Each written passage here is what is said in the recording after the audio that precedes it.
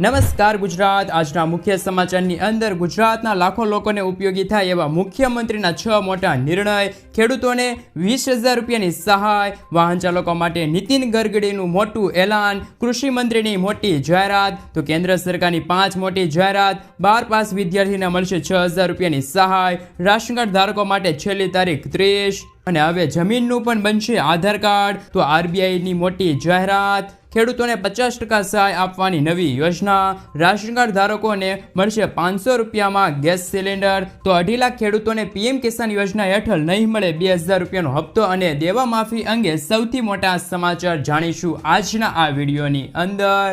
મિત્રો, દરેક સમાચાર, દરેક માહિતી જણાવું એ પહેલા ગુજરાતના જે પણ મિત્રો ચેનલ પર જો પહેલી વાર આવ્યા છે એ મિત્રોને ખાસ વિનંતી છે કે વિડીયોને એક લાઇક કરી ચેનલને સબસ્ક્રાઇબ કરવાનું ભૂલતા નહીં। સાથે આજનો આ વિડીયો છે જેને અંત સુધી જોતા રહેજો। સૌથી પહેલા ગુજરાતના મુખ્યમંત્રી ભૂપેન્દ્ર પટેલ દ્વારા 6 મોટા નિર્ણયો લેવામાં આવેલા છે, એમના ઉપર નજર કરી લઈએ। તો મુખ્યમંત્રી ભૂપેન્દ્ર પટેલે ગઈકાલે કહ્યું છે કે હવે ગુજરાતની અંદર નગરપાલિકાના કામો છે એ અટકશે નહીં। આ કામો કરાવવા માટે ગુજરાતની અંદર 32 જગ્યાએ સિટી સેવિક સેન્ટરો છે એ ઊભા કરવામાં આવ્યા છે। ખાસ કરીને ગુજરાતની અંદર નગરની અંદર વસતા જે લોકો છે એટલે કે નાગરિકો છે એમને નગરપાલિકાના કામો કરાવવા પડતા હોય છે, અને આ નગરપાલિકાના કામો કરાવવા માટે વન સ્ટોપ શોપ એટલે કે સિટી સેવિક સેન્ટર છે એ ઊભા કરવામાં આવ્યા છે, જેના થકી નાગરિકો છે એમને મોટો ફાયદો થશે, અને ઓનલાઈન દરેક કામો છે તે તમે સિટી સેવિક સેન્ટર પર કરાવી શકો છો। ત્યાર પછી મિત્રો આગળ જોઈએ તો ભૂગર્ભ જળ ઊંચા લાવવા માટે ગુજરાત સરકારે નિર્ણય લીધો છે।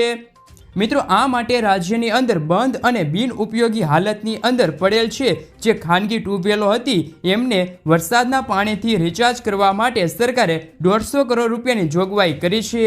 10,000 ખાનગી ટ્યુબવેલ છે એમને વરસાદી પાણીથી રિચાર્જ કરવામાં આવશે। ત્યાર પછી આગળ જોઈએ તો ગુજરાતની અંદર સરકારી શાળાની અંદર અભ્યાસ કરતા જે વિદ્યાર્થીઓ છે એમના માટે ફ્રી સાયકલ યોજનાની જાહેરાત કરવામાં આવી છે। આ અંતર્ગત ધોરણ 9 થી લઈને ધોરણ 12 ની અંદર અભ્યાસ કરતા વિદ્યાર્થીઓ છે એમને ફ્રીમાં એટલે કે મફતમાં સાયકલ છે એ આપવામાં આવશે। ત્યાર પછી આગળ મુખ્યમંત્રીના નિર્ણય ઉપર નજર કરીએ તો અગાઉ વર્ષ 1/4/1978 પહેલા જન્મેલા લોકોને જાતિના પુરાવા માટે સ્કૂલ લિવિંગ સર્ટિફિકેટ આગ્રહ છે એ રાખવામાં આવતો હતો। આ માટે ગુજરાત રાજ્યની બક્ષી પંચ કમિટી દ્વારા રજૂઆત કરવામાં આવી હતી, જેને ધ્યાનમાં રાખી અને ગુજરાત સરકારે મહત્વપૂર્ણ નિર્ણય લીધો છે। એ અંતર્ગત હવે જાતિનું પ્રમાણપત્ર મેળવવા માટે રિવેન્યુ રેકોર્ડ છે એ પણ હવે પુરાવા તરીકે માન્ય ગણવામાં આવશે, અને આના થકી સમાજના બાળકો છે એમને જાતિનું પ્રમાણપત્ર મેળવવા માટે સરળતા રહેશે। ત્યાર પછી આગળ જોઈએ તો 54 નગરપાલિકાઓ છે એમની અંદર અગ્નિશમક સાધનો અને વાહનોની ખરીદી કરવા માટે સરકાર દ્વારા 63 કરોડ રૂપિયાની ફાળવણી છે એ કરવામાં આવી છે। 54 નગરપાલિકાઓની અંદર 71 ફાયર વાહનો અને સાધનોની છે એ ખરીદી છે એ GUDC દ્વારા કરવામાં આવશે, અને આ નિર્ણય થકી સિટીની અંદર રહેતા જે લાખો લોકો છે એમને મોટો ફાયદો થશે। ત્યાર પછી આગળ જોઈએ તો ગાંધીનગર ખાતે ભારે વરસાદથી ખેડૂતોને થયેલા નુકસાનીના સર્વે કરવા માટે તાત્કાલિક વળતર આપવા માટે મુખ્યમંત્રી ભૂપેન્દ્ર પટેલે સૂચના પણ આપી હતી। તો ગુજરાત સરકાર દ્વારા મુખ્યમંત્રી ભૂપેન્દ્ર પટેલ દ્વારા ગુજરાતની જનતાઓ માટે હાલમાં આ 6 મોટા નિર્ણયો છે એ લેવામાં આવ્યા છે। ત્યાર પછી સમાચારની અંદર આગળ વધીએ તો સરકારની ફાયદો અપાવતી 5 મોટી જાહેરાત, શહેરી વિસ્તારની અંદર 1 કરોડ આવાસ છે એ બનાવવામાં આવશે, તો 1 કરોડ ઘરને પીએમ સૂર્યઘર યોજના હેઠળ મફત વીજળી છે એ પણ આપવામાં આવશે। તો પીએમ ગરીબ કલ્યાણ અન્ન યોજના છે એમને 5 વર્ષ માટે લંબાવવામાં આવી છે। એ અંતર્ગત હવે રાશન કાર્ડ ધારકો છે ગરીબો છે એમને મફત અનાજ છે એ પણ આવનારા 5 વર્ષ સુધી મળતું રહેશે। તો 100 શહેરની અંદર સાપ્તાહિક બજાર યોજના છે એ પણ લાગુ કરવામાં આવી રહી છે, અને પ્રધાનમંત્રી ગ્રામ સડક યોજનાનો 4થો તબક્કો છે એ પણ આવનારા દિવસની અંદર શરૂ કરવામાં આવશે, જેના થકી 25 જેટલા ગામડાઓ છે એમને જોડવામાં આવશે। ત્યાર પછી આગળ જોઈએ તો વાહન ચાલકો માટે નીતિન ગડકરીએ મોટી જાહેરાત કરી છે।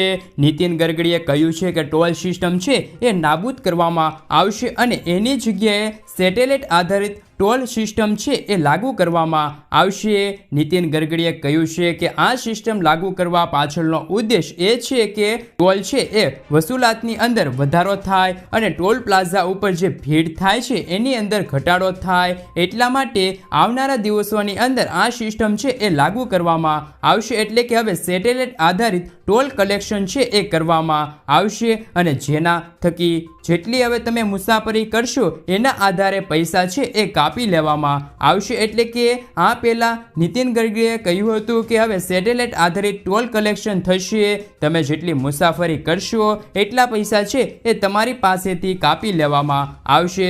જો કે ગુજરાતની અંદર અને ભારતની અંદર આ ક્યારથી લાગુ થાય એની અંગે કોઈ પણ અત્યારે સ્પષ્ટતા છે એ નીતિન ગડકરી દ્વારા કરવામાં આવી નથી.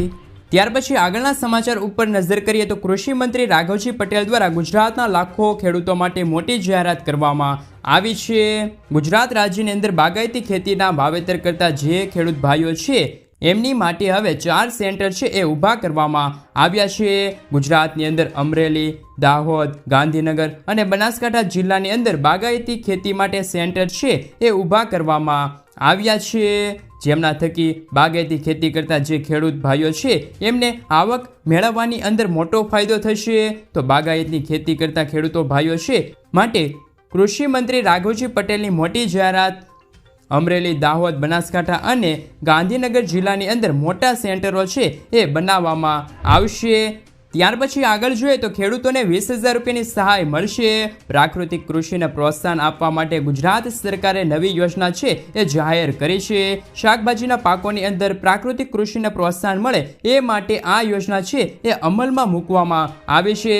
જેના થકી પ્રાકૃતિક પદ્ધતિથી શાકભાજીની ખેતી કરતા જે ખેડૂત ભાઈઓ છે એમને બિયારણ ખરીદવા માટે અને શાકભાજીની પ્રાકૃતિક ખેતીને પ્રોત્સાહન આપવા માટે 20,000 રૂપિયા પ્રતિ હેક્ટર સહાય છે એ ચૂકવવામાં આવશે. મિત્રો આ યોજના છે એ ગુજરાત સરકાર દ્વારા જાહેર કરી દેવામાં આવી છે. ગુજરાતની અંદર પ્રાકૃતિક ખેતી કરતા ખેડૂત ભાઈઓ છે એમને હવે પ્રતિ હેક્ટર દીઠ 20,000 રૂપિયાની સહાય છે એ મળવાપાત્ર રહેશે.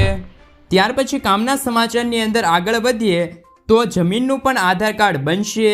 27 રાજ્યો અને કેન્દ્ર શાસિત પ્રદેશોની અંદર ભૂ આધાર છે એ લાગુ કરવામાં આવ્યું છે. મિત્રો આ આધાર કાર્ડ છે એ પણ આધાર કાર્ડની જેમ જ બનાવવામાં આવશે. આની અંદર રાજ્યોના કોડ હશે, જિલ્લાના કોડ હશે, ઉપજિલ્લાનો કોડ હશે અને ગામનો પણ કોડ હશે એ પણ સામેલ થયેલો હશે. જે ખાસ વિસ્તાર હશે, જમીન હશે, પ્લોટ હશે એનું માપ લેવામાં આવશે અને ત્યાર પછી એક આઈડી નંબર છે એ આપવામાં આવશે અને આ નંબર છે એ ડિજિટલ કરવામાં આવશે. જો જમીન તબદીલ કરવામાં આવે તો પણ નંબર સેમ જ રહેશે અને જમીનનું વિભાજન કરવામાં આવશે તો પણ નંબર સમાન જ રહેશે. એટલે કે સેમ જ રહેશે. ભૂ આધાર નંબર પ્લોટની ભૌગોલિક હદ માટે સમાન રહેશે તેવું કહેવામાં આવ્યું છે. આપને જણાવી દઈએ કે ખાસ ટેકનોલોજી દ્વારા જીપીએસના માધ્યમથી જમીન છે એ પ્લોટ છે એનું એક માપ લેવામાં આવશે. ત્યાર પછી જે પ્લોટના માલિક છે એના આઈડી ડિટેલ છે એ પણ એની અંદર નાખવામાં આવશે. ત્યાર પછી એક 14 અંકનો જી આધાર નંબર જનરેટ થશે અને આ નંબર છે એ ડિજિટલ કરવામાં આવશે અને આ નંબર નાખતાની સાથે જ જમીન હશે એમની ટોટલ રેકોર્ડ આવી જશે અને તમને પણ આ રેકોર્ડ છે એ મળી જશે. મેનેજમેન્ટ સિસ્ટમની અંદર દરેક વિગતો છે એ દાખલ કરી દેવામાં આવશે. આ રીતે જમીનનું પણ આધાર કાર્ડ છે એ આવનારા દિવસની અંદર બનાવવામાં આવશે. તો જમીન આધારને લઈને મહત્વપૂર્ણ સમાચાર હતા. ત્યાર પછી ગુજરાતના લાખો રાશન કાર્ડ ધારકો માટે મળી રહ્યા છે મહત્વપૂર્ણ સમાચાર કે કાર્ડ ધારકો માટે સરકાર તરફથી રાહતના સમાચાર આવ્યા છે. સરકારે પીડીએસ અંતર્ગત રાશન લેનાર જે લાભાર્થીઓ છે એમની માટે રાશન કાર્ડ આધાર કાર્ડ સાથે લિંક કરવાનો સમયગાળો છે એ 3 મહિના સુધી લંબાવી દીધો છે. એટલે કે હવે રાશન કાર્ડ ધારકો છે એમને પોતાના રાશન કાર્ડને આધાર કાર્ડ સાથે 30 સપ્ટેમ્બર 2024 સુધી લિંક કરાવી શકશે. ત્યાર પછી આગળ જોઈએ તો ખાદ્ય સુરક્ષા કાયદા હેઠળ આવતા પરિવારો છે એમને પણ 450 રૂપિયામાં હવે એલપીજી ગેસ સિલિન્ડર મળશે.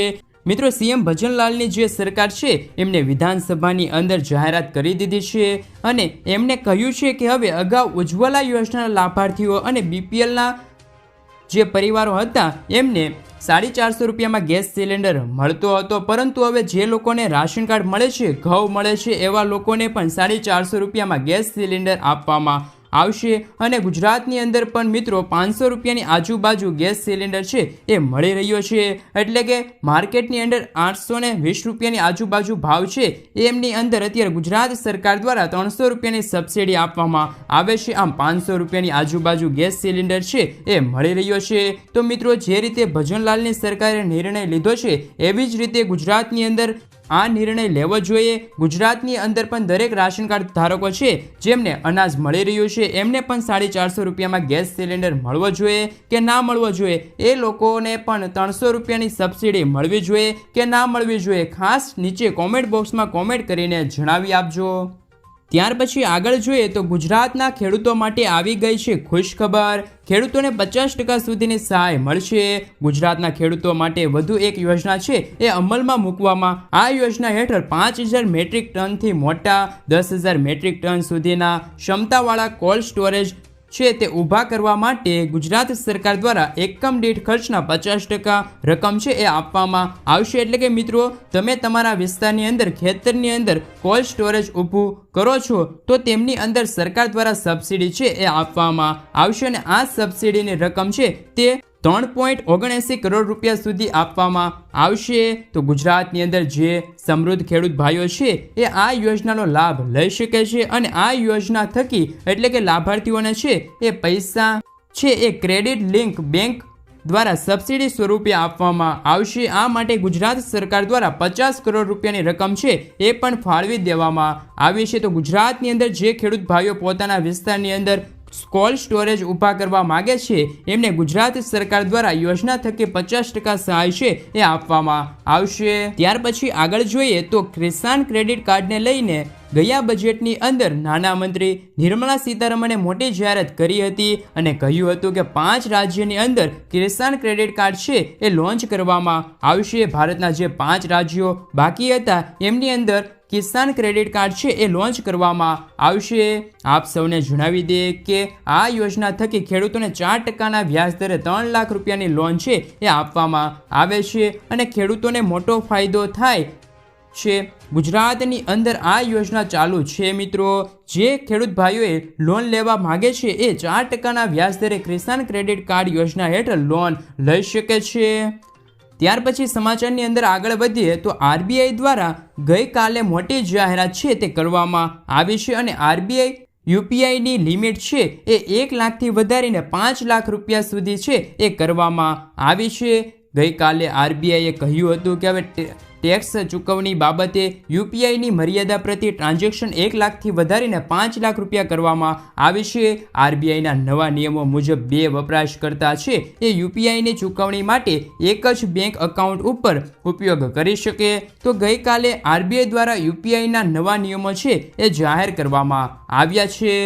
ત્યાર પછી આગળ જોઈએ તો મિત્રો, મહારાષ્ટ્રની અંદર લાડલા ભાઈ યોજના છે એ જાહેર કરવામાં આવી છે, જે અંદર ધોરણ 12 પાસને 6,000 રૂપિયા, ડિપ્લોમાની અંદર જે વિદ્યાર્થીઓ અભ્યાસ કરે છે એમને 8,000 રૂપિયા અને ગ્રેજ્યુએશન જે વિદ્યાર્થીઓ કરે છે એમને 10,000 રૂપિયા પ્રતિ માસ છે એ મળવાપાત્ર રહેશે. મુખ્યમંત્રી એકનાથ શિંદે મહત્વપૂર્ણ જાણકારી આપી છે. મિત્રો, ત્યાર પછી આગળ જોઈએ તો પીએમ કિસાન યોજનાને લઈને મહત્વના સમાચાર કે હવે ગુજરાતમાં 2.5 લાખ કરતાં વધારે ખેડૂત ભાઈઓ છે એમને પીએમ કિસાન યોજના હેઠળ હવે બાદબાકી કરી દેવામાં આવશે. ગુજરાતની અંદર જે ખેડૂત ભાઈઓ પાત્રતા ધરાવતા ન હોવા છતાં ખોટી રીતે લાભ લેતા હતા એવા ખેડૂત ભાઈઓના નામે છે એ હવે પીએમ કિસાન યોજનામાંથી બાદબાકી કરવામાં આવશે. ગુજરાત સરકારે જણાવ્યું છે કે હવે પીએમ કિસાન યોજનાની અંદર 2.62 લાખ અને 50,000 ખેડૂતોની છે તે બાદબાકી કરવામાં આવી છે. જે ખેડૂત ભાઈઓને ઇન્કમ ટેક્સ ભરે છે અને લાભ લેતા હતા અથવા તો જે ખેડૂત ભાઈઓ